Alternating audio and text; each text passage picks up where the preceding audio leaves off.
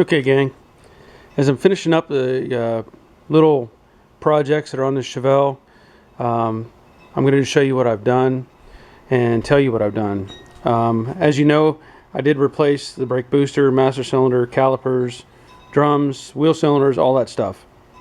I also changed out the distributor cap, plug wires, spark plugs, and all the fluids, power steering, antifreeze, transmission fluid, changed the filter, changed the oil, changed the differential fluid, and then I started tackling some things under the hood. I think in my first video you could see that the fuel line was actually zip tied to the heater hoses, which is a bad thing. You don't want heat going into your gas. So I got a little creative and I made this. And what I did is I had a rod some material laying around, and basically I welded a washer on the end of it and mounted it down here to the cylinder head and shaped it to come up and then catch that top bolt on the intake manifold. And then this was actually a piece of exhaust pipe, and you can see it's tapered. And what I did is I cut 4 slits in it and then tapered it down around the fuel filter. This filter can be removed, but I made it so it just slip fit inside of that. And then I cut a little window so you could see flow, just to make it look nice and give the fuel a separate brace, let's say, to get it away from these heater hoses. Beyond that, I did add a manual choke because it had no choke at all. And what else was there? Oh, little things. I shortened up the power lead going to the battery. It was about a foot too long, so I cut that off. I replaced fuel lines, they were cracked, little things like that. But what I want to get to, and as I showed in my first video, is the steering column. And I showed that it has a lot of play in the tilt function. I'm going to show you how to fix that. So let me get set up and get started on that. Okay, to start with, I'm going to remove the pad or the horn button, and basically there's 2 Phillips screws in the back side. You can get that off and you'll see a wire. And that wire connects to your horn assembly. Basically that's your ground that makes the horn activate. So set that stuff aside. Then you're going to need, in this case, this one has a 7/8 bolt or a nut that holds the steering wheel onto the shaft. So I'm going to remove that nut. You see there? Set that aside.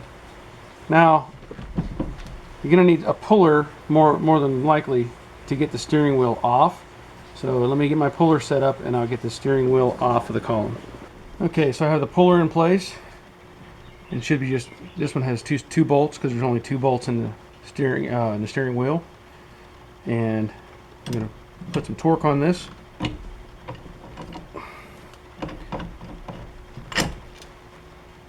That's all it takes. Nice handy puller is always good to have. So now I'm going to show you the inside of this and what's going to happen next. Okay, so I have this metal cover right here, and there's 3 little screws that have to come out. So I'll take those out and I'll show you what's underneath that. Okay, so we'll pull that off. And this next piece is actually the lock mechanism for your steering column. See this little rod or little pin right here? When you turn your key back, that rod pops up and that locks your steering column. And it'll lock it on any one of these notches. Also, if you look, these little plastic pieces right here, the other one fell off. Those were probably from the when it was manufactured, and held the little screws in this plate because they're really short, and so that when they were assembling this, they didn't want to handle the screws. They were preset in there and held on with those little plastic pieces. So now I'm going to show you how to take this off, and this can be a bit trickier. So let me show you what's next. You're going to need one of these, steering wheel lock plate remover, and that's exactly what it is. It's that lock plate I was telling you about. And it looks like this. Now the idea is there's the end of this has two different threads, or two different thread sizes, and there's this pin right here that slides through the outer piece and into this center shaft. So what I have to do is find the right size thread, which that's the one right there, and I thread that on, and then let me get the other parts set up and I'll show you how that looks. Okay, there it is, all assembled. And the idea is when you have this part threaded onto the shaft, and then you have this part locked in with that pin right there, it creates a kind of a bridge, and you can turn the wing nut and it pushes this plate in. Now the reason it does that is way down in here, and it's kind of hard to show you, but there's a little snap ring, and the only way to get that snap ring out is to compress the plate in and reveal it. And there you might be able to see it right there. And now the tricky part is getting that snap ring out, because it's usually not like snap ring pliers, it's usually like a cut end ring. So I'll have to get a screwdriver, maybe a pair of needle nose, and kind of work my way behind it, push it out away, let's say, from this center shaft, and then grab it with the needle nose pliers and kind of work it out. And I don't want to bend it because I'm going to have to reuse the thing. But let me get that out of the way. Okay, there's a better shot of the snap ring. I had taken a small screwdriver and basically wedged it down one of these grooves, pushed it out, and then took a second screwdriver, and this one's bent just a little bit, and hooked behind it and pushed it up. And the idea is you want to push it up so that it releases and it'll come up to this little groove up here, and then you can slide it off the rest of the way. You have to separate it a little bit more and get it up over these teeth. But when you take the assembly loose, it lets that plate come up.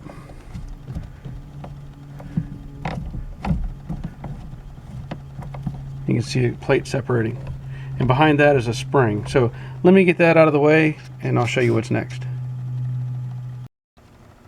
Okay, so I took the tool off, pulled the snap ring out of the way, and that lock plate comes off, and then this is the rest of your horn assembly that comes off, and you can see this. Here's the spring.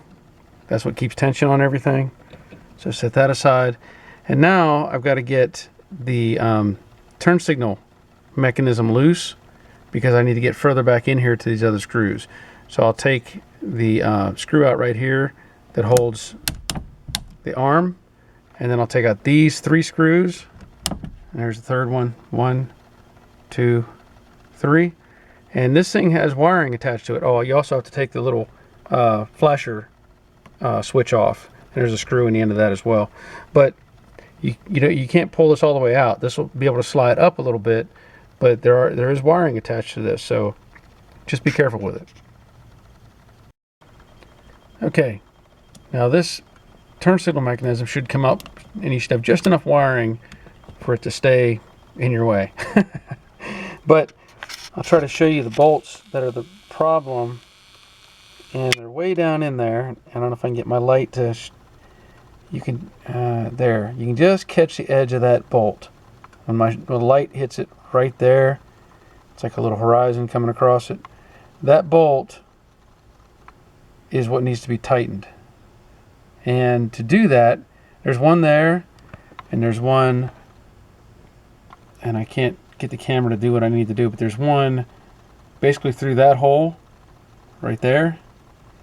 And what I'm gonna have to do is take a 1/4 inch 12 point, and I'll go through this hole and catch that that bolt, and it'll be a deep well socket. And then I'll use a short socket to do the other hole. Now, I've got a swivel extension on there, one of those little pivot extensions. So I'm going to work into that hole. And again, it just takes kind of feeling around in there, and you'll catch the top of that bolt. And Give me a second. It's hard to do here without both hands. But I'll get that one started, and I'll show you what happens once I get onto it. Okay, I was able to get on it. I put some good pressure on the bolt, pushing in and turning with the ratchet. Guess what? Just tightening that one bolt. And I know there's three, but it's almost impossible to get to this top one without taking all of this apart. So I'm just going to tighten the lower two, and even just tightening that one right there is going to make a world of difference. But I put a lot of torque on it, and so I will also snug up this other one through this hole. And there I am on the other bolt. You can see how many turns I put on that, how loose that was. I'm pushing in and putting plenty of torque on it because I don't want it to come loose again. But again, look at that, rock solid. So now I'll just reverse the process and take this socket and everything out of the way. It's kind of hanging up a little bit. I'll get that loose and then reverse everything. Put the switch back in, put all the screws back in, put the arm back on, and put the flasher switch knob back on, and basically put everything in opposite of the way it came apart. Okay, so I have the turn signal mechanism back in place. I'm going to put spring on. The horn parts. And if you notice, this actually only fits one way. It's got a set of teeth in it. And it's only going to fit on there one way. So line that up. There, that fits. And so what I will suggest at this point, you take that little snap ring and put it on now, because if you don't, you're not going to get it on without destroying or distorting it and get it basically all out of shape. So put that on now, and then I'm going to put that tool back on that I started with earlier and do the same thing. Compress that down, work the snap ring down back into the groove. That'll hold the lock plate in place, and then from there I will install the rest of the pieces and be done from there, I think. And there it is. Everything's back in place. No shake now.